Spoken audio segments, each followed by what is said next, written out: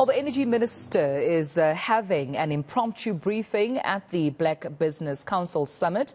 And earlier on, we did hear from him addressing, of course, the media, with my colleague Rofhiwa Madzena being in attendance. Let's chat to Rofhiwa now and just find, of course, what the Minister had to say. Rofhiwa, good morning to you. Perhaps tell us a bit about what Minister Mandashe had to say about particularly the role that fossil fuels still have to play in the energy mix. Good morning. A very good morning to you, Dumela. We are coming to you from the Radisson Blu at OR Tambo this morning, and the first address of the day at the Black Business Summit was from Minister Gwede Mandashe.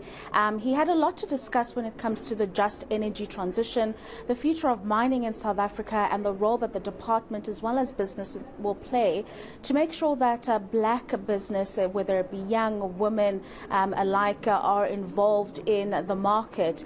So in this particular instance, he spoke about the role that fossil fuels still play in the country, spoke about different successful businesses in South Africa, Thungela, Seriti Resources, saying that they are thriving on the back of coal exports. You do know that Europe has had an increased demand for coal because of the energy crisis in that part of the world, saying that it is still an important component of this particular economy. In fact, there will be an Africa Export Fund which will be established that will help emerging miners contribute to the economy, but also be able to participate in the export of this important resource as it has become over the last 3 years or so, more than any other previous year. But let's just hear what the Minister had to say about that in particular. Those who are in coal business are doing well. I know Anglo offloaded a portion of them, that is on coal production, and established something called Thungela.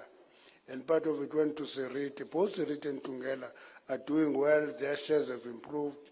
And any savings there must be reinvested in the coal business. In addition to that, the Africa Export Bank is establishing an energy section which will actually focus on funding fossil fuels that are in Africa. Because Africa is a continent, it is rich in fossil fuel. We're told not to touch them, but everybody else wants to touch it. So those are the two sources. Other money must come from you as business people. But also, Rofhiwa, there's a renewed appetite for exploration. But how exactly does the department then foresee working with different groups that have different views?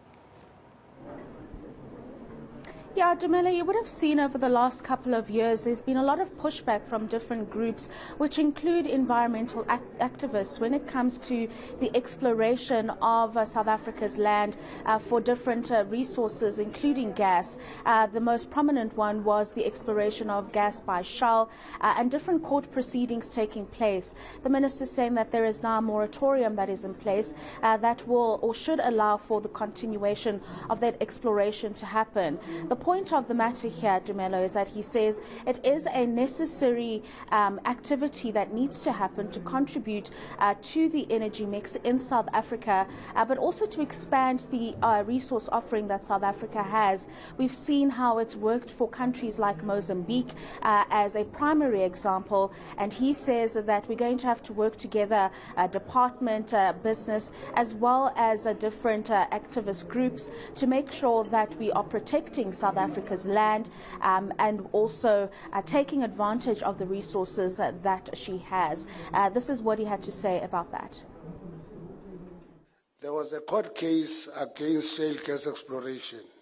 I don't know how many of you remember it. And a moratorium was imposed on the exploration of shale gas.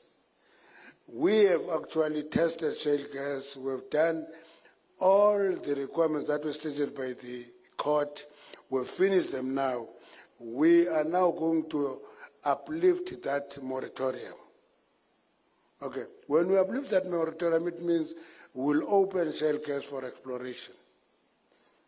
I'm not saying that for the first time here. I'm saying that everywhere I go and I talk about it, because I always tell engineers that I'm Nyogor, who go to see engineers build monuments, but it is us social scientists who pump life into those monuments.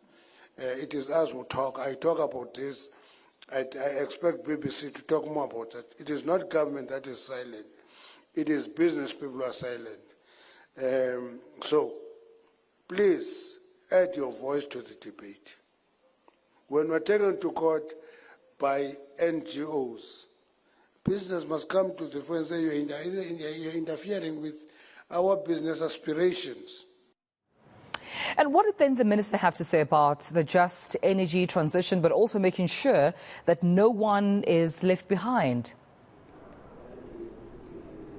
That is the big concern, Dumela, decarbonisation and leaving communities behind. He's saying that will lead to energy poverty, this big focus on decarbonisation and the exclusion of different communities. So what he indicated here in his engagement with business this morning is that while we're focusing on the just energy transition, it has to be that exactly, just. There has to be a mix of different resources that will contribute to the national grid, as well as the energy mix in the country. So while we'll focus on solar, wind, hydrogen energy, there needs to be a consideration for those resources that provide the base load, primarily coal. So the question here he's asking is, how do we look at this transition and incorporate all the different components so that no one is left behind? And of course, creating key partnerships with businesses in South Africa. But as you would have seen recently, Dumela, we've created partnerships with businesses from Denmark, the Netherlands, Germany. These are going to be key in ensuring that transition does happen, but it happens justly so. These are his sentiments when it comes to the concern around decarbonisation and not taking into account the energy poverty that could ensue should we not consider all the components that exist with that movement to alternative energies. My concern is when we put a lot of emphasis on decarbonization at the expense of energy poverty. And if we're not paying attention to energy poverty, we just focus on decarbonization, we are going to have a different crisis into the future. As we deal with decarbonization, we must address energy poverty, allow our people to access electricity at an affordable price. You can't have people in the villages having access to electricity, but they use it for lighting. For space heating and cooking, they still use wood and paraffin. That must change. And we'll leave it there. Thanks for this update. Colleague business anchor Rofhiwa Madzena out at the Black Business Council Summit, where, of course, Gwede we're speaking on the sidelines of the summit, speaking more about energy poverty, saying that no one should be left behind when it comes to energy.